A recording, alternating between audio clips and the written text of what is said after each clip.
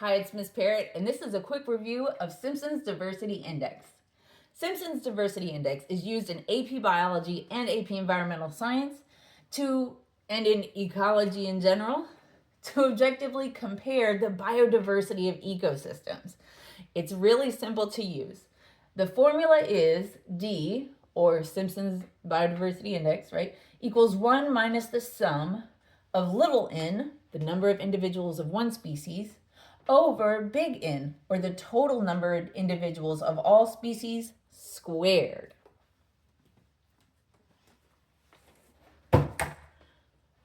After using this formula with your data, when you interpret a D value close to 1, like all your values are going to come in between 0 and 1. So a D value close to 1 has high biodiversity. It is more biologically diverse.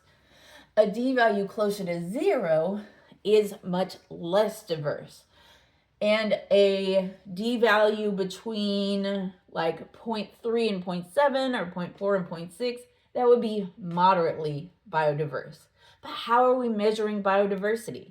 We're taking two measures: species richness, which is the number of different species, and species evenness, or how evenly the individuals are distributed in that ecosystem.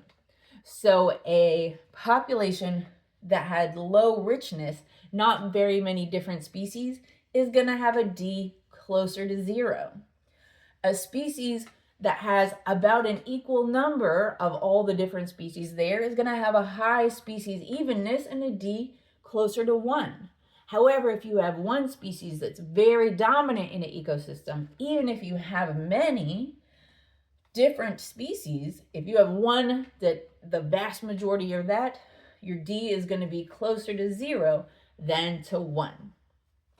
Keep these in mind when using Simpson's Diversity Index, and if you want to learn more, check out my long form video here.